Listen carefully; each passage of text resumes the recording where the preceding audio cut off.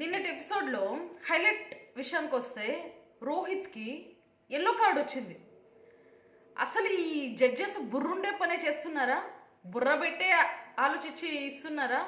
అసలు రోహిత్ని అగ్ని పరీక్ష టీం అండ్ అక్కడ ఉండే జడ్జెస్ తొక్కేస్తున్నారబ్బా.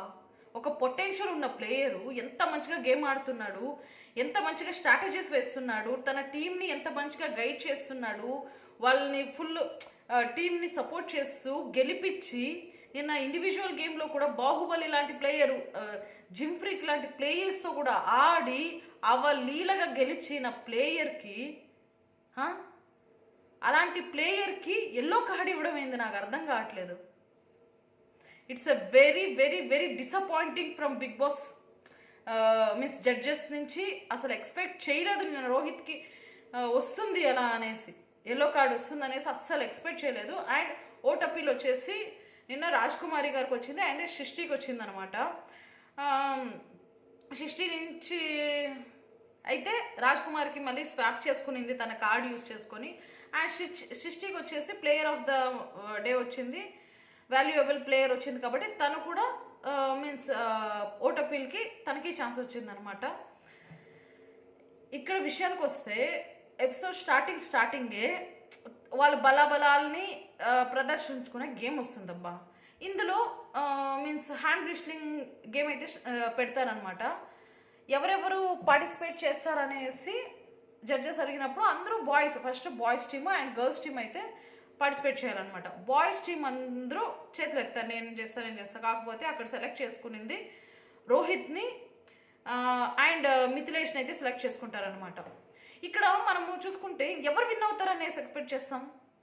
అక్కడ పక్కా మనకి ఒక ప్రిడిక్షన్ ఉండేది మిథిలేష్ గురించి. ఎందుకంటే తను ఒక body builder and gym freak, compulsory weights అన్నీ ఎత్తి స్ట్రాంగ్ అయి ఉంటుందనేసి మనం ఎక్సెప్ట్ చేస్తాం. కాకపోతే మనకే షాక్ ఇచ్చేలాగా రోహిత్ అసలు తను మిథిలేష్ నా కాంపిటీషనే కాదన్నట్టు సూపర్గా గేమ్ ఆడి హ్యాండ్ లిస్ట్లింగ్లో అసలు ఇలా కొంచెం కూడా మిథిలేష్ పక్కకి రాకుండా తన పక్కకి అసలు వన్ మ్యాన్ షో, అసలు నాదే గేమ్ అన్నట్టు ఆడి ఆ గేమ్ హ్యాండ్ లిస్ట్లింగ్ గేమ్ అయితే సూపర్గా గేమ్ ఆడి గెలిచాడనమాట. సూపర్గా అనిపించింది, మాకైతే షాకింగ్గా అనిపించింది. మిథిలేష్ ఓడిపోయాడు, రోహిత్ గెలిచాడా.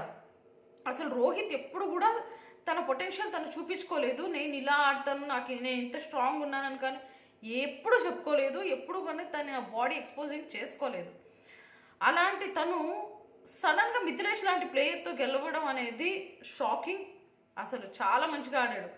అండ్ ఇక్కడ గెలిచిన తర్వాత ప్రతి ఒక్కరూ మీన్స్ అంత మంచి ప్లేయర్తో గెలిస్తే ఎలా ఉంటుంది వాళ్ళ ఎగ్జైట్మెంట్, వాళ్ళ హ్యాపీనెస్.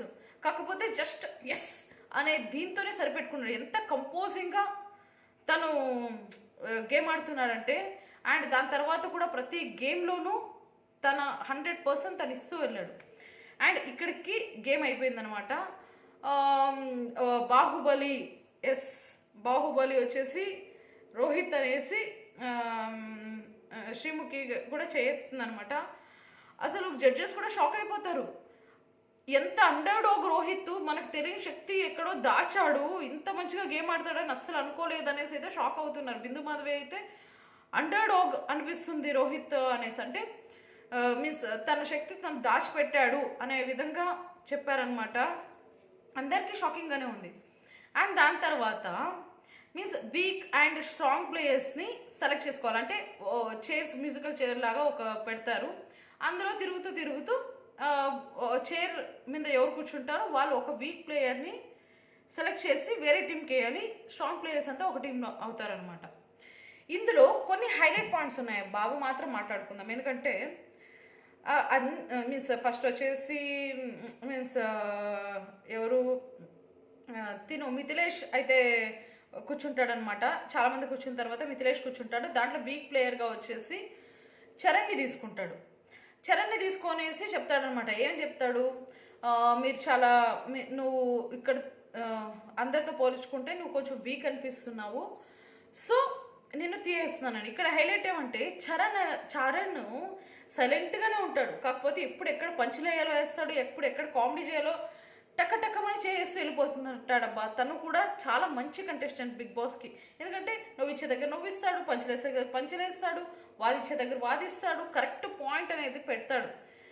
నాకైతే అలానే అనిపిస్తుంది. వచ్చేసి మిథిలేష్ చెప్తాడనమాట, నువ్వు వీక్ ప్లేయర్ అని అనుకుంటున్నావు, ఇక్కడ ఉండే వాళ్ళల్లో గేమ్ వస్తే నువ్వు ఆడలేవు, ఎందుకంటే నీ ఫిజికల్ స్ట్రెంత్ కూడా తక్కువ ఉందనేసి అయితే చెప్తాడు. అప్పుడు చరణ్ చెప్తాడనమాట, ఇక్కడ ఒక హైలైట్ ఏంటంటే, నాకు మీన్స్ నేను ఫిజికల్ గేమ్ ఆడలేనని నువ్వు అనుకుంటే నీకు బుద్ధి లేదని నేను అనుకుంటాననేసి. అంటే నువ్వు నా ఫిజికల్ స్ట్రెంత్ చూడలేదు కాబట్టి నేను కూడా నీ బుద్ధి చూడలేదు అని అయితే పనిచేస్తాడనమాట. అండ్ లాస్ట్లో కూడా దీనికంటే కూడా ఓకే నువ్వు ఫిజికల్లీ ఫిట్ కాదు కాబట్టి తీయేస్తున్నానైతే తీయేస్తాడనమాట. వీక్ ప్లేయర్గా అయితే వేస్తాడనమాట. అండ్ లాస్ట్లో కూడా ఒక మాట అంటాడనమాట చరణ్, ఏంటి ఓకే నేను కూడా నీ ఆపోనెంట్గా ఉండడానికి ఇష్టపడతాను, నేను కూడా నీ ఆపోనెంట్గా ఆడతాను వెళ్ళు అనేసి అంటాడు. అసలు చరణ్ మిథిలేష్కి అలా మాట్లాడు అంటే నిన్ను వీక్ ప్లేయర్గా వేస్తున్నారనే ఇది లేకుండా నేను నీ ఆపోనెంట్గా ఉంటానులే వెళ్ళు అనేదంటే ఎంత మీన్స్ కాంపిటేటివ్ స్పిరిట్ కదా అది. చాలా మంచిగా మాట్లాడుతున్నాడు చరణ్, చూద్దాం ఏమవుతుందో. అండ్ దాని తర్వాత కూడా ఇంకా లాస్ట్లోకి ఇది ఎవరు అమన్ థర్డ్ రోలో మిగులుతాడనమాట, వెళ్ళి కూర్చునేస్తాడు. అప్పుడు మీన్స్ ఎవరు దీపక్ వచ్చేసరికి చెప్తాడనమాట, అమన్ను లైన్ లోపలే తిరుగుతున్నాడు, సో దట్ త్వరగా వచ్చి కూర్చునేసాడని అయితే చెప్తాడు. ఇక్కడ కూడా ఒక గొడవ జరుగుతుందనమాట, చాలా పెద్ద గొడవ. అండ్ కొంచెం మంచిగానే అనిపిస్తుంది, ఎందుకంటే మనకు చూసే వాళ్ళకి మంచిగా అనిపిస్తుంది, వాళ్ళకి కాదు. ఏంటంటే నిజంగానే అమన్ కొంచెం అప్పుడు బజర్ మోగే టైంకి అమన్ కొంచెం లోపలికే వచ్చాడు. ఓకే, నా అక్కడ ఏం పెద్ద లైన్లు గీన్లు ఏం లేదు, ఒక సెట్ ఆఫ్ బయట తిరగాలి, కాకపోతే లోపలికే వచ్చి ఇచ్చేసాడు, సో దట్ ఫాస్ట్గా వచ్చి కూర్చునేసాడు అనమాట. ఇక్కడ ట్విస్ట్ ఏంటంటే భరత్ కొంచెం దూరంగా ఉన్నాడు, వచ్చి కూర్చునేసే లోపల అమన్ కూర్చునేసాడు, తను హైలైట్ చేశాడు అనమాట. అందరూ అక్కడ హైలైట్ అవ్వడానికి వస్తారు కదా, సో పాయింట్ దొరికితే కంపల్సరీగా మాట్లాడతాడు. సో దీపక్ కూడా మాట్లాడాడు, అమన్ను లోపలే తిరుగుతున్నాడు, బజర్ మోగడానికి ముందు కూడా మీన్స్ భరత్ స్టార్ట్ చేశాడు అనమాట, అమన్ నువ్వు లోపలే తిరుగుతున్నావు అనేసి.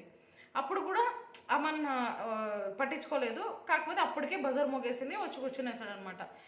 ఇక్కడ మీన్స్ అడుగుతాడు అనమాట, అమన్ను లోపలే తిరుగుతున్నాడు అందుకే కూర్చునేసాడు, నేను హైట్ అడ్వాంటేజ్ లేకపోయేసరికి నేను కూర్చోలేకపోయానని చెప్తాడనమాట. ఇక్కడ మిథిలేష్ వచ్చేసి ఒక పాయింట్ రేస్ చేస్తాడు, ఏంటి మీన్స్ ఆల్రెడీ ఎవరు దీపక్ వీక్ టీంలో ఉండాలని డిసైడ్ చేసుకొని నేను విన్ అయితే నన్ను వీక్ ప్లేయర్లో వేయనేసి దీపక్ నన్ను అడిగాడు, కాకపోతే ఇప్పుడు వచ్చేసి సీన్ క్రియేట్ చేస్తున్నాడు, అమర్ కావాలనేసి ఇది చేస్తున్నాడని అమర్ మీద మాట్లాడడానికి సీన్ క్రియేట్ చేస్తున్నాడు అనేది.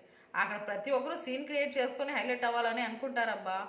కాకపోతే దీపక్ చాలా మంచి స్ట్రాటజీ వేశాడు, తను వీక్ టీంలో ఉంటే అక్కడ అందరూ కొంచెం వీక్గా ఉంటే తిను స్ట్రాంగ్ ప్లేయర్ కాబట్టి దీనికి ఆడే ఛాన్సెస్ ఎక్కువ వస్తుంది, తను ప్రూవ్ చేసుకునే ఛాన్సెస్ ఎక్కువ వస్తుంది. కాకపోతే ఆ స్ట్రాటజీ వేరే వాళ్ళకి చెప్పకుండా ఉంటే బాగుండేది అనిపించింది నాకు. ఇలా చెప్పేస్తారు కదా, ఎందుకంటే వాళ్ళందరూ కూడా కాంపిటీషనే కాబట్టి వాళ్ళు చెప్పేస్తారు. ఇలాంటివి కొంచెం చూసుకోవాలి బిగ్ బాస్లో ఉండాలంటే. అండ్ ఇక్కడ వచ్చేసరికి తర్వాత సృష్టి మాట్లాడుతుంది అనమాట, సారీ శాలిని సృష్టి అపూర్వ మాట్లాడుతుంది అనమాట. అపూర్వకి అమన్కి కొంచెం పెద్ద గొడవ అవుతుంది. ఏ విషయంలో మీన్స్ అపూర్వ వచ్చి చెప్తుంది అనమాట, అవును అమన్ లోపలికే వచ్చి ఉన్నాడు నేను చూసానని అయితే చెప్తుంది అనమాట. అప్పుడు ఇక్కడ అమన్ ఫైర్ అవుతాడు, అమన్ను నాకు ఇక్కడ ఒక విషయంలో నచ్చలేదబ్బా, కాకపోతే అమన్ చాలా పొటెన్షియల్ ఉన్న ప్లేయరు, చాలా మంచిగా ఆడుతున్నాడు, గేమ్స్ వచ్చేసరికి సూపర్గా తాను ప్రూవ్ చేసుకుంటున్నాడు, చాలా మంచిగా ఆడుతున్నాడు. కాకపోతే ఒక్కొక్క దగ్గర హైలైట్ అవ్వాలని ఎలా పడితే అలా మాట్లాడుతూ తనకి ఎలివేషన్స్ కోసం అనేసి కొంచెం రెచ్చిపోతున్నాడు అనిపిస్తుంది. షటప్ అని అపూర్వని మాట్లాడడం అనేది చాలా వర్స్ట్ వర్డ్. అసలు అగ్ని పరీక్ష స్టేజ్లో నువ్వు బిగ్ బాస్లో మాట్లాడావు అనుకో, అక్కడ ఓట్స్ కోసం అనేసి లేదంటే నీకు హైలైట్ అయ్యి ఇలా ట్రోల్స్కి దానికి దీనికి బాగా పనికి వస్తాయబ్బా. అగ్ని పరీక్షలో అంతగా పనికిరావు. నీకు మీన్స్ కొంచెం హైలైట్ అవ్వడానికన్నా ఒక్కొక్కసారి బ్యాక్ ఫైర్ అవ్వచ్చు. ఓకేనా? ఎందుకంటే ఇక్కడ 15 మెంబర్స్ మీరు సెలెక్ట్ అయిపోవాలి కదా. జనాలకు ఒక్కొక్కసారి అది రాంగ్గా పోర్ట్రే అవుతుంది, ఒక్కొక్కసారి వైరల్ కంటెంట్ అవుతుంది. సో దట్ మనల్ని మనం కంట్రోల్లో పెట్టుకోవడం అవసరం. ఇక్కడ అపూర్వ చెప్తుందనమాట, నిజంగానే తను లోపలికి వెళ్ళాడు అని చెప్తే అప్పుడు తిని చెప్తాడనమాట, ప్లీజ్ అపూర్వ నువ్వు మళ్ళీ దీంట్లో ఇన్వాల్వ్ అవ్వద్దు, నిన్ను కూడా అలాగే చేసావు, మీన్స్ పిల్లో టాస్క్లో అక్కడ కూడా నీ వల్ల నేను బ్యాడ్ అయ్యాను, బయట బ్యాడ్గా పోర్ట్రే అయింది అనేసి. అంటే తను అపూర్వ చెప్తుందనమాట, మీన్స్ తను ఫిజికల్ అవుతూ ఉంటే ఫిజికల్ అవ్వద్దని చెప్పాను, అందుకనేసే నేను దీపక్ మీన్స్ రోహిత్ని విన్నర్గా చెప్పాను. కాకపోతే జడ్జెస్ వచ్చేసి అమన్ని విన్నర్ చేశారనమాట నిన్న. అలాగా జడ్జెస్ అమన్ని విన్నర్ చేసిన దానివల్ల అమన్కి జడ్జెస్ ఫేవర్ చేస్తున్నారు అన్నట్టు బయట పోర్ట్రే అయిందనేసి అమన్ను వచ్చి చెప్తున్నాను అనమాట. నిన్న కూడా నువ్వు దీపక్ని మీన్స్ రోహిత్ని విన్నర్గా ప్రకటించిన దానివల్లేసే నాకు జడ్జెస్ సపోర్ట్ చేయాల్సి వచ్చింది. సో దట్ నేను బయట బ్యాడ్ అయ్యాను, ఎందుకంటే జడ్జెస్ సపోర్ట్ చేస్తున్నారు. సో దట్ తను రికమెండేషన్ క్యాండిడేట్ అది ఇది అనేసి బ్యాడ్గా పోర్ట్రే అయ్యాను అనేసి తన వ్యక్తపరచుకుంటున్నాడు. ఓకే, ఇలా వ్యక్తపరచుకోవడం తప్పు కాదు, బాధపడడం తప్పు కాదు. ఎందుకంటే అక్కడ అందరూ బిగ్ బాస్లోకి వెళ్ళాలని ట్రై చేస్తున్నారు. ఎక్కడైనా బ్యాడ్ అయితే అది బ్యాక్ ఫైర్ అయ్యి బిగ్ బాస్కి సెలెక్ట్ అయ్యే ఛాన్సెసే లేదు. అందుకోసం కోపం వచ్చింది, నిన్న అక్కడ ఇన్వాల్వ్ అయ్యావు, ఇక్కడ కూడా ఇప్పుడు ఇన్వాల్వ్ అయ్యేసి నన్ను బ్యాట్ చేయాలని చూస్తున్నాం అనేసి.